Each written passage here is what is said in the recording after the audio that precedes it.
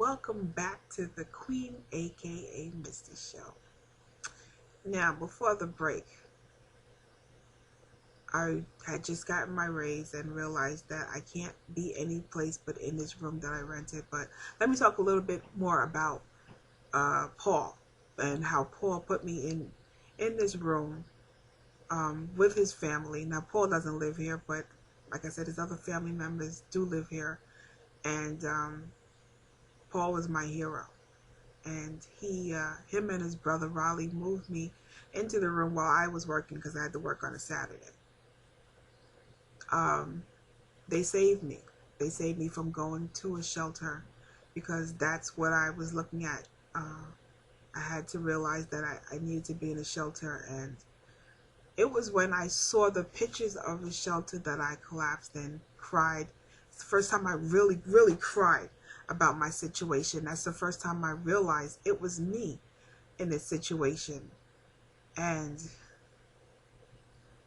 many people find themselves in my situation.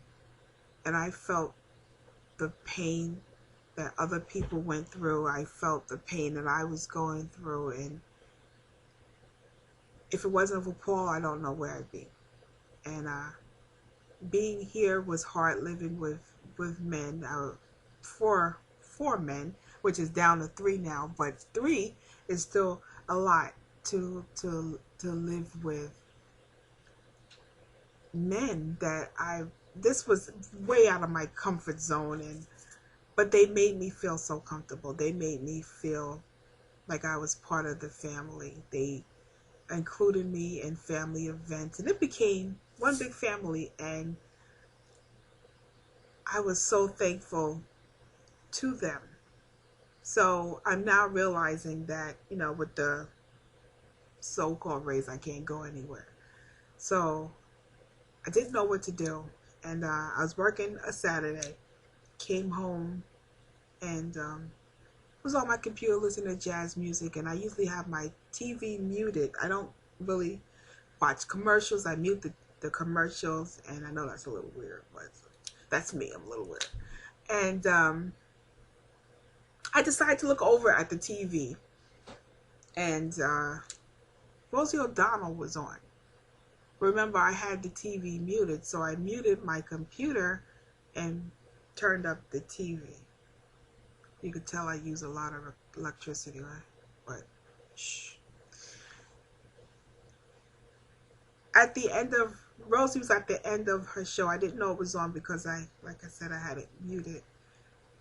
And she was coming to the end of her show, and at the end of her show, she did something that was remarkable. Rosie, I will love her every day of my life for this. She decided at the end of her show, she was going to share with everybody that she had a heart attack. And the fact that she went through having a heart attack, she was going to share with women how to identify the symptoms of a heart attack. She told us, I really want you to look for Rosie's show about having a heart attack, because she makes sure you get it. She doesn't breeze over it and just talk about it. She makes sure you get it by going through all the symptoms, everything she went through, and she just made sure you got it. So I was sitting there at my computer. I'm sorry, I can't make that any plainer. I was sitting at my computer and decided that, Saturday night, just came home from work. I stayed up as long as I can because I know I have Sunday off. And I decided after watching Rosie, I better get up and go to bed. I stood up and I immediately got a pain in my chest. I said, no way. Okay. I need to burp. I've been sitting here too long. I need to burp. So I had some soda. It was, I forgot what type of soda it was, but it was clear. So I drank the soda, stretched my arms a little to move around, and a big burp came up. So I said, whew. But when the burp was finished, I felt worse. I started getting nauseous. I started sweating. And I said, no way. And for some reason, I went to my drawer and I just started pulling things out and throwing them all over the room. And I couldn't figure out why I was doing it. I just kept doing it. And then seconds after that, I started throwing up.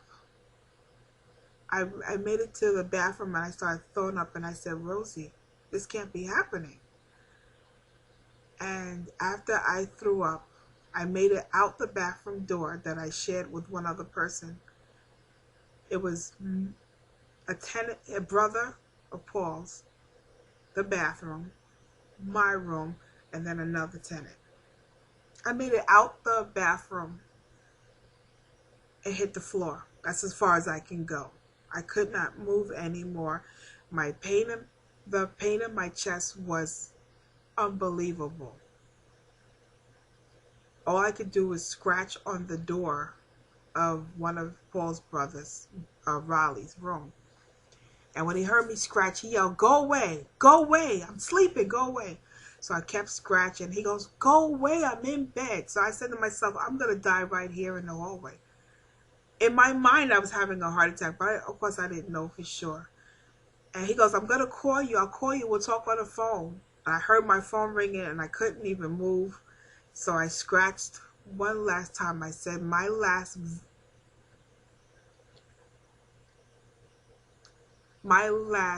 view of this world will not be the white railing that was on the stairs. And that's what gave me the strength to scratch one more time. And then he came to the door and he looked down and he saw me on the floor, and I just laid out because I knew somebody had saw me. And he goes, I had said 911. That's all I could say. And he goes, oh my God, I wasn't even fully dressed. This man, I'm talking about Raleigh, woke up the other tenant, which is, well, I didn't get permission to say his name, but he woke up the other tenant. Raleigh ran in my room, got me some pants. I was on the floor, so he spun me around by one leg, put the pants on, on me until the paramedics arrived. The other tenant got my pocketbook and everything. The paramedics came in and tested me for a heart attack and leaned down and said, ma'am, you're having a heart attack. We have to get you to the hospital. They did not take the bags or anything. So they strapped me to a chair and lifted me down the stairs, which is amazing in itself. Got me into the ambulance, and I asked one of the paramedics in the back with me, I said, am I going to die? Is this going to kill me? And he said, yes, ma'am. This could very well kill you. And then he leaned over to the other paramedic and said, tell the driver to step on it. And when he said that, I kind of prepared myself to die. I was looking out the window and saying to myself, this is the last time I'm going to see that flower. And when you think you're going to die, you notice things like branches, leaves. Sometimes you see a whole tree when you're outside, but when you think you're going to die, you notice that branch, that flower, that leaf. This is going to be the last time I see that. And then I acknowledge God in the ambulance, and I said, I know you're here. I know you see what's going on. So let your will be done, because you have to take over. And I know this is you. You can fix this, or I can be with you. And I had to accept that. and I have to take a break.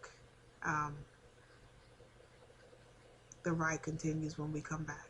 Back in a moment.